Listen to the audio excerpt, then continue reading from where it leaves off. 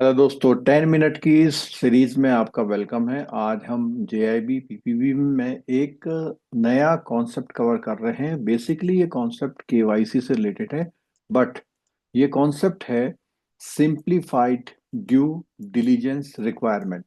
तो हमने लास्ट जो हमारे लेक्चर्स थे उसमें हम लोग एनहेंस्ड ड्यू डिलीजेंस की बात कर रहे थे, और यहाँ पर बात आ गई है सिंप्लीफाइड ड्यू डिलीजेंस रिक्वायरमेंट।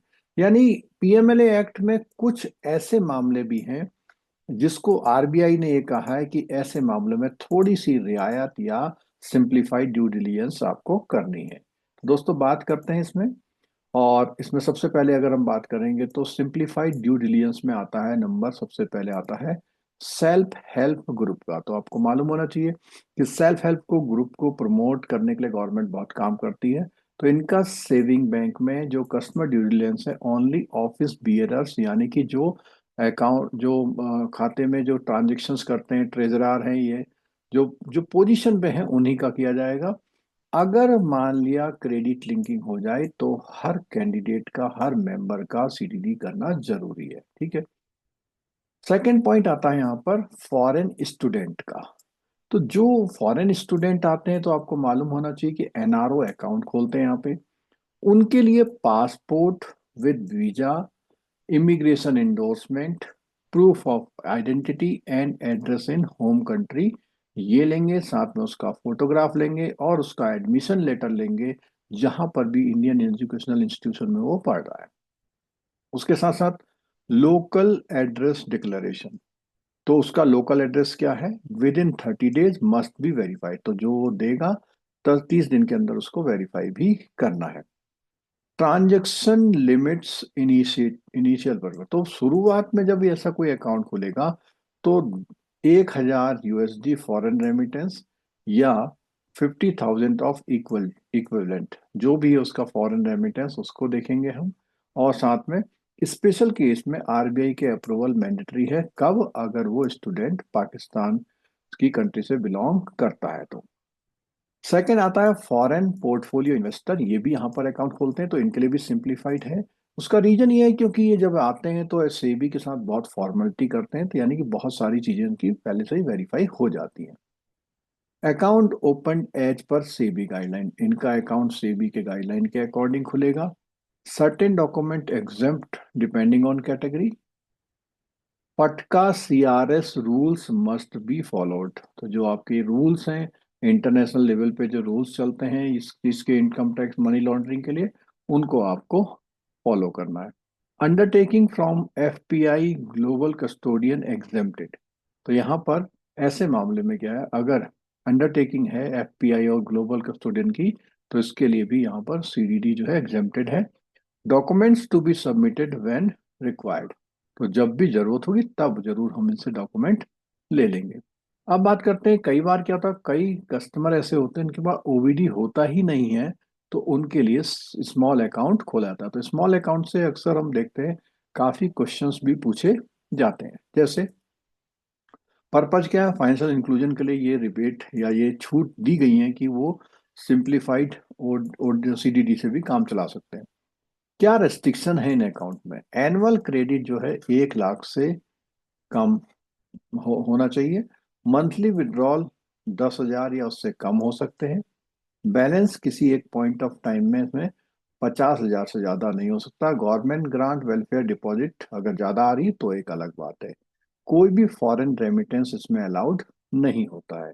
इस अकाउंट को कैसे खोला जाएगा, declaration of identity and address with self attested photo, तो वो एक डिक्लेरेशन से भी खोला जाएगा। Signed in presence of designated bank official. OVD must be provided within 12 month, और उसको फर्दर 12 मंथ के लिए एक्सटेंड भी किया जा सकता है, यानी ओवरऑल 24 मंथ। कब, जब उसने ये प्रूफ दे दिया हो कि उसने अपनी एप्लीकेशन अप्लाई कर दी है और उसका वो जो डॉक्यूमेंट है वो आने वाला है। अदर कंडीशन की बात करें, three sold pre check before transaction. तो यहाँ पर क्या है, कोई भी ट्रांजेक्शन करेंगे तो पहले से हम देख लेंगे कि उसकी जो कंडीशंस है पूरी हो रही है या नहीं हो रही है, मतलब उसने वो अपनी लिमिट तो नहीं पार कर ली है। If suspicion of MLA FT arises full, तो अगर आपको कहीं पर भी शक है, ऐसी कंडीशन में उसे पूरा वो लेना होगा। चलिए दोस्तों, इस पे क्वेश्चंस पे बात कर लेते हैं, कुछ क्वेश्चंस पे। For SHG saving banks account CDD required for, तो एसएचजी के लिए किसके लिए चाहिए? तो हमने देखा था ये केवल ओनली ऑफिस बियरर के लिए सीडीडी करनी जरूरी है। ठीक है। नेक्स्ट क्वेश्चन आने से पहले एक जानकारी आपको दे दें कि लास्ट 30 ईयर में हमारे वहां से लगभग 10 लाख बैंकर्स ने वीडियो लेसन्स और पीडीएफ के through JIB CI promotion exam को क्वालिफाई किया है।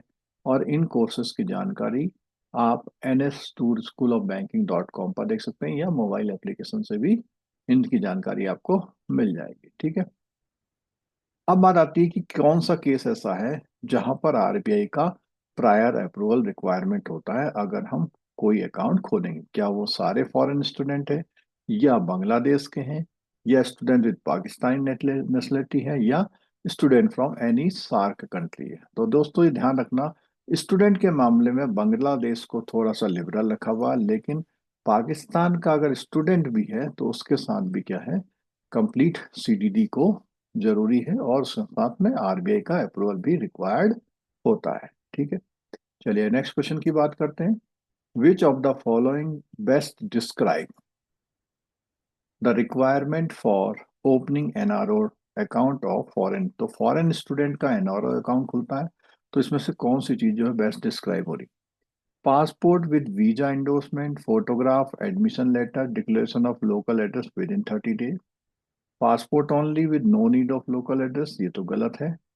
Admission letter photograph only, declaration of local address optional, optional नहीं है।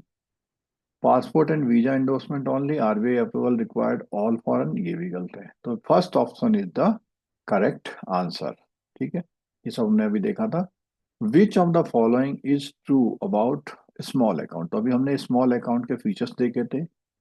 दे allow foreign remittance up to 50,000, they can be open without OVD but require declaration of self attested photo signed bank official, ये सही है। They have no restriction on withdrawal balance, गलत बात है। They can continue indefinitely without OVD, ये भी गलत है, क्योंकि 24 का मैक्सिमम टाइम हम इतने मंथ का दे पाते हैं। तो इसमें देख रहे हैं हम लोग B option is the appropriate and correct. Next question बात करते हैं, कॉम्बिनेशन का क्वेश्चन है ये।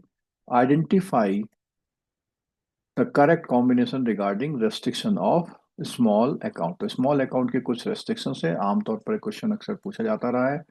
एनुअल क्रेडिट 1 लाख से कम, बिल्कुल ठीक है। मंथली विड्रॉल ट्रांसफर 10,000 तक, बिल्कुल ठीक है। बैलेंस कभी भी 50,000 से ज्यादा नहीं हो सकता, बिल्कुल ठीक है। Foreign remittance allowed up to 1,000, बिल्कुल नहीं, फॉरेन रेमिटेंस उसमें अलाउड नहीं है। तो फिफ्थ का आंसर क्या हो जाएगा? 1 2 and 3, 1 2 and 3 are the correct option. ठीक है। नेक्स्ट क्वेश्चन आता है, which of the following statement about FPI are, foreign portfolio investment के बारे में कौन सा स्टेटमेंट करेक्ट है? Account can be open as per SEBI guideline, बिल्कुल ठीक है। FATCA CRS rules must be observe, बिल्कुल ठीक है। Undertaking required from FPI global custodian for exempted document, बिल्कुल ठीक है। इनके लिए क्या अंडरटेकिंग रिक्वायर्ड है? No document are required at all for FPI, ये गलत है। यानी first, second and third, these are the correct options. दोस्तों अगर आपको ये सेशन सही लगा हो तो आप इसे लाइक कर सकते हैं। अगर आपकी कोई क्वेरी है कमेंट बॉक्स में या मेल के थ्रू दे सकते हैं। सेशन को शेयर कीजिएगा, चैनल सब्सक्राइब कर लीजिए, बेल आइकन दबाना मत भूलिएगा। आप सब इस सेशन को अटेंड कर रहे हैं, इस सब के लिए आपको बहुत बहुत धन्यवाद। Thank you so much.